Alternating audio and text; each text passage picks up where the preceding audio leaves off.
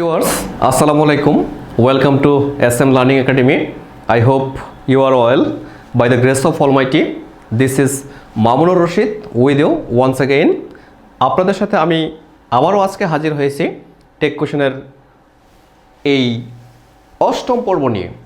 আমাদের অষ্টম পর্বে থাকবে রুল 15 এবং রুল 16।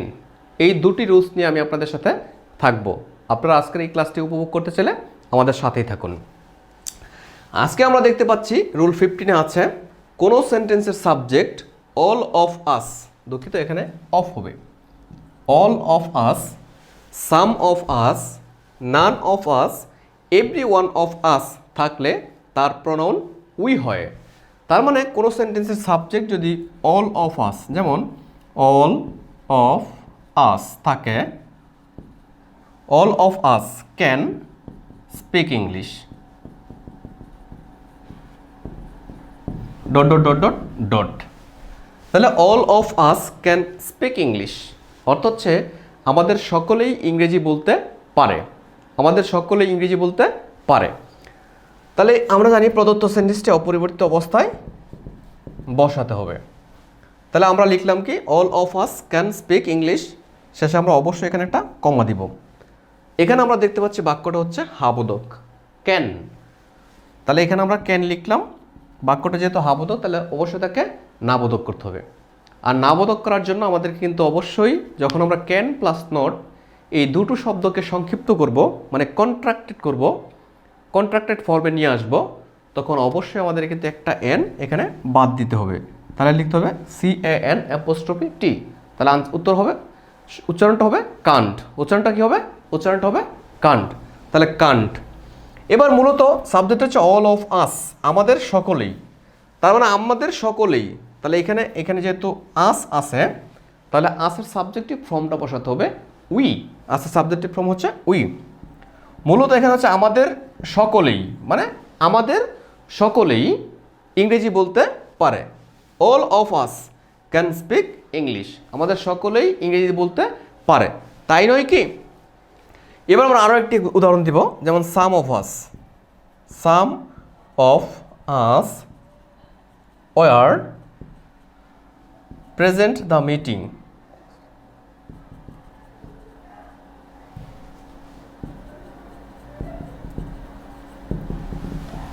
তাহলে এখানে আমরা বাক্যটা লিখেছি some of us were present the meeting, অর্থ হচ্ছে আমাদের কেউ কেউ সবাই উপস্থিত ছিল, আমাদের কেউ কেউ সবাই উপস্থিত ছিল। মূলত এই বাক্যটি আমরা অপরিবর্তিত অবস্থায় বসাবো। বসানোর পর এখানে অবশ্যই একটা কমা দিব। কমা দেওয়ার পর আমরা দেখবো এখানে কোনো অক্সিলারি ভার্ব আছে কি না। তাহলে আমরা দেখতে পাচ্ছি এখানে অক্সিলারি ভার্ব আছে কি, ওয়ার। তাহলে আমরা এখানে কি লিখব? ওয়ার লিখব। বাক্যটা যেহেতু হাবোধক, তাকে কি করব আমরা? নাবোধক করব। আর নাবোধক করার জন্য কিন্তু অবশ্যই আমাদের সংক্ষিপ্ত রূপ, মানে কন্ট্রাক্টেড ফর্মটা ব্যবহার করতে হবে। তাহলে আমরা লিখলাম কি N''T। তাহলে উচ্চারণটা কি হবে? উচ্চারণটা হবে ওয়ারেন্ট। উচ্চারণটা হবে ওয়ারেন্ট। তাহলে some of us were present the meeting.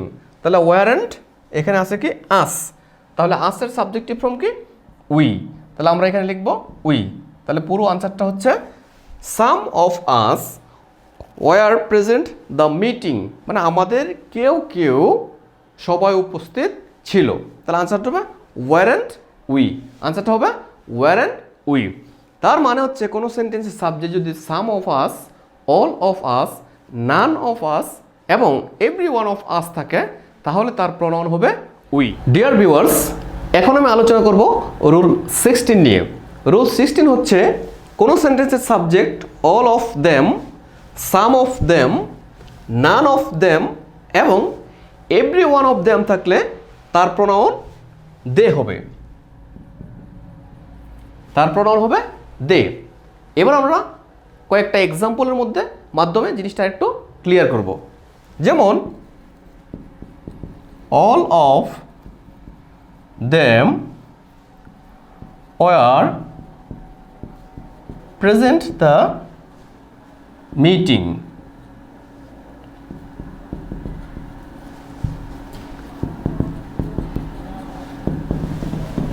তাহলে বাক্যটি হচ্ছে all of them were present in the meeting.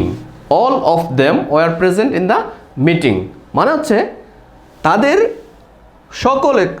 সকলেই all of them were present in the meeting, তাদের সকলেই সবাই উপস্থিত ছিল।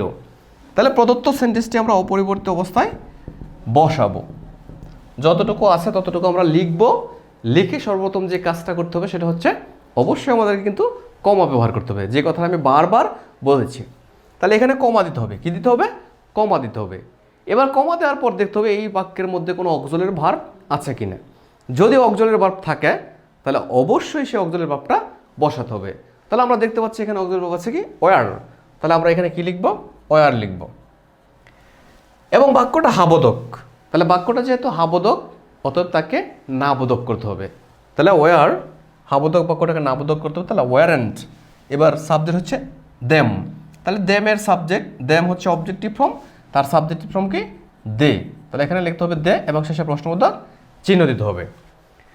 এবার পুরো বাক্যটা হচ্ছে তাহলে all of them were present in the meeting weren't they. এবার আমরা আরও একটা এক্সাম্পল দিব, we will give another example so that you can easily understand. যেমন none of them can speak English. Speak English. ... What?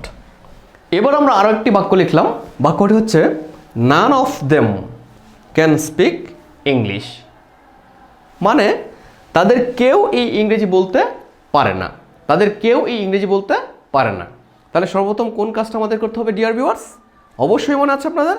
হ্যাঁ, আমাদের যে কাজটি করতে হবে সেটা হচ্ছে প্রদত্ত সেন্টেন্সটি অপরিবর্তিত অবস্থায় বসাতে হবে। তাহলে এবার আমরা কি করব? None of them can speak English, প্রদত্ত সেন্টেন্সটি অপরিবর্তিত অবস্থায় বসালাম। এবার কি করব? আমরা কমা দিব। এবার কমা দেওয়ার পূর্বে অবশ্যই আমাদেরকে অক্সিলারি ভার্ব বসাতে হবে, CAN। এবং বাক্যটি যেহেতু নান আছে এখানে, অতএব একটি নেগেটিভ অর্থ প্রকাশ করে, তার মানে নটের আর প্রয়োজন নেই। এবারে সাবজেক্ট হচ্ছে নান অফ দেম, মূলত আমরা দেমকে নিয়ে কাজ করতেছি। তাহলে দেম হচ্ছে অবজেক্টিভ ফর্ম, অবশ্যই তার একটি সাবজেক্টিভ ফর্ম আছে এবং সেটি হচ্ছে দে। তাহলে আমরা এখানে কি লিখব? দে, THEY, দে। তাহলে আনসারটা হবে ক্যান দে। তাহলে পুরো বাক্যটি হচ্ছে none of them can speak English, তাদের কেউ এই ইংরেজি বলতে পারে না। ক্যান দে, পারে কি? ডিয়ার ভিউয়ার্স, আজকে আমি টেক কোশ্চেনের এই অষ্টম পর্বে 15 এবং 16 এই দুটো রুলস নিয়ে আপনাদের সাথে আলোচনা করেছি। আশা করি আপনারা যদি মনোযোগ সহকারে আমার এই ক্লাসটি উপভোগ করে থাকেন তাহলে অবশ্যই রুলস দুটি খুব ভালো করে বুঝতে পারছেন। Dear viewers, before ending the class, I would like to request all of you, if you want to connect it with us, please subscribe our YouTube channel SM Learning Academy and stay connected with us. Till then, Allah Hafiz.